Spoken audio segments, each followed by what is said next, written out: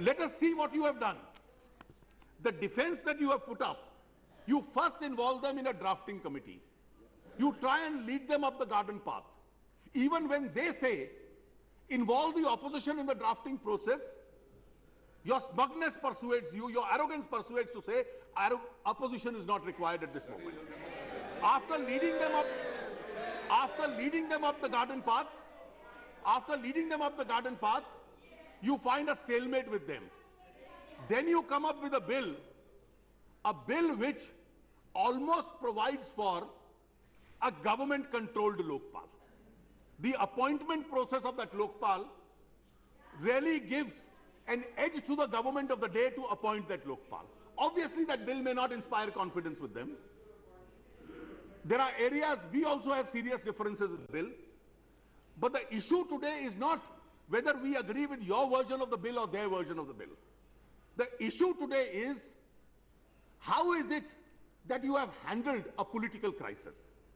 Have this government lost all sense of statecraft? How political agitations are to be dealt with? You impose conditions. Sir, all of us have been in opposition at some point of time or the other. All of us have been parties to a protest. We've all quoted arrests. The issue is, for holding a protest, dharna or a fast, when is it that the regime of the day says, I will impose 22 conditions on this protest? My conditions include whether your members will come by car or they'll walk, how many cars can they park there? My conditions include whether you can put up shamianas or you have to put up shamianas.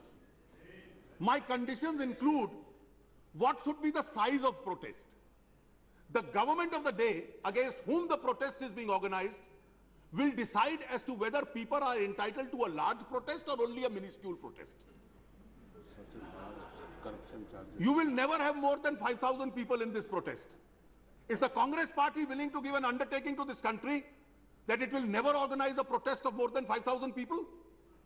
Are you willing to abide by each of these conditions that you have imposed on Anna Hazare and his people? Your people can go and break section 144 in any adjoining state in Uttar Pradesh, and you can say a right to protest is my fundamental right. But when it comes to Delhi, you adopt an alternative argument. So what will be the size of protest? What will be the size of protest? What will be the duration of the protest? The government against which the protest is being organized will have a right to determine that. So I will determine who can protest against me, how he can protest, how long will be his protest, and what will be the size of his protest. The power to impose conditions on a protest can legitimately be, don't indulge in violence, don't disrupt public order, but you can't impose such unreasonable conditions which render a protest redundant. You can't impose conditions which effectively take away the right of effective protest. And that is what your government is seeking to do. I think this is a problem with all governments which has too many lawyers advising the Prime Minister.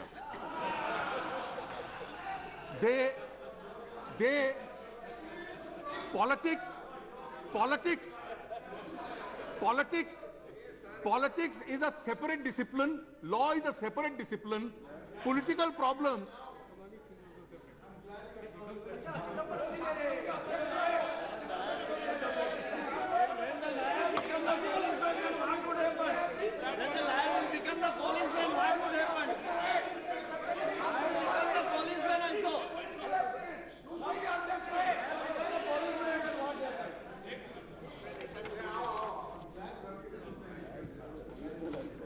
When you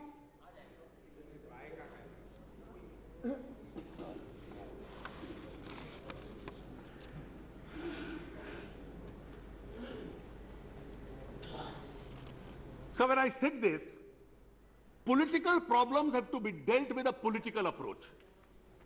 The political approach is, if the country is exasperated with corruption, you address the problem of corruption.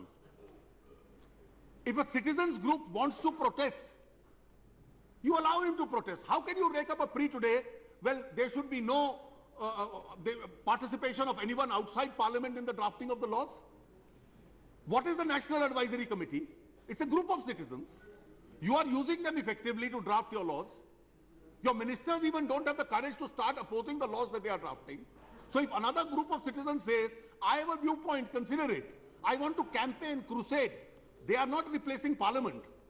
Even the laws drafted by your NSE will come up before the government or the Parliament. Therefore, if a group of citizens says, I have an alternate view, we may eventually not accept a lot of what they say. We may accept some suggestions of what they say. But how can you take away and snatch their right to say?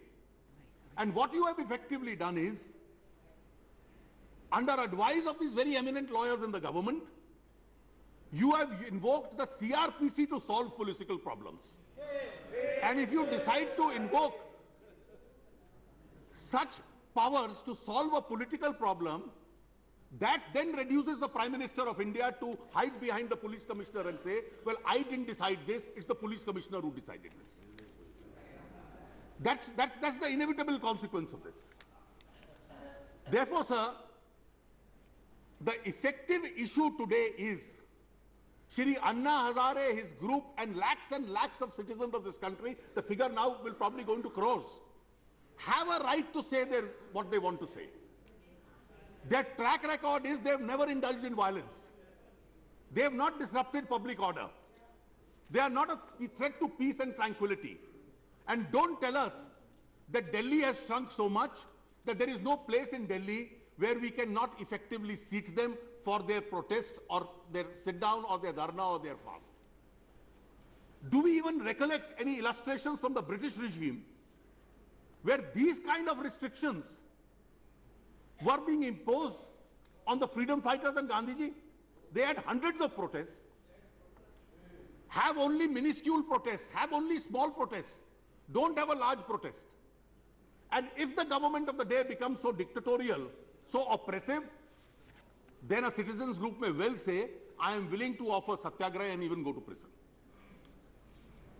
And the truth now is, your government was being too clever by halves.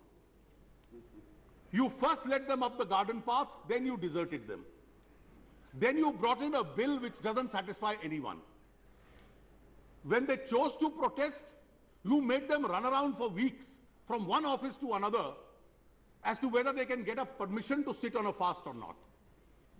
And then eventually you quietly went early morning and arrested them. You thought that all these people of India will take lying down. But by the evening you saw the enormity and the magnitude of protest, and suddenly you decide, and therefore you make a statement which at least doesn't inspire confidence to me. We heard that he is moving to the court.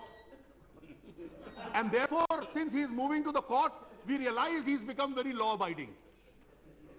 And therefore, since he has now become law-abiding, we went and tried to release him.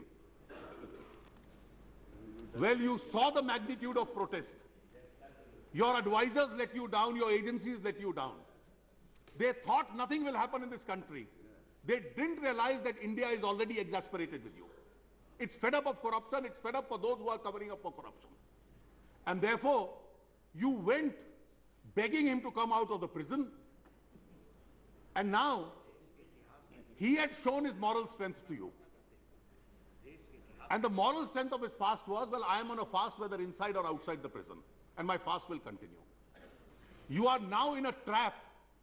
And therefore, unwilling to make a statement yesterday, today you have volunteered a statement. And the text of your statement is, can I somehow make it a confrontation between Parliament and the civil society? Well, we are refusing to bite this bait. This is not a confrontation between the civil society and India's Parliament. We are clear in India's Parliament that Parliament alone will draft the law. But if citizens group want to tell us something, we will listen to them. We may accept some of what they say. We may not accept what they say. But they have a right of peaceful protest. And till the very end, we will uphold that right of peaceful protest that they have. And this statement that you have given, that it is not the crushing of their right of peaceful protest that the government is doing, but it's a great ideological debate between Parliament and civil society. We refuse to accept that as the agenda.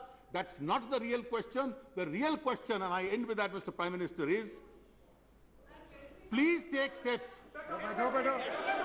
Please, don't disrupt.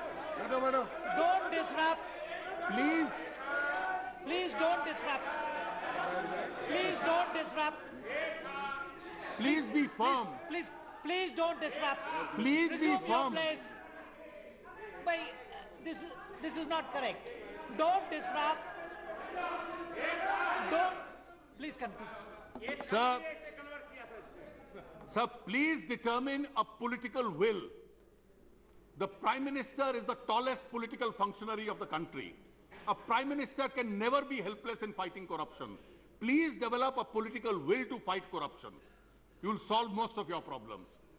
Release each one of the persons that you have arrested and allow them the right of peaceful protest at a reasonable place. If anybody violates the law, invoke your police powers, but don't invoke them against peaceful protesters, because then you will be threatening the right of dissent, which is the very essence of Indian democracy. Yeah. Having said this, Mr. Prime Minister, we reject this entire thesis that you have built up, that this was a police power in order to prevent an apprehension of breach of peace. Thank you, sir. Thank you very much.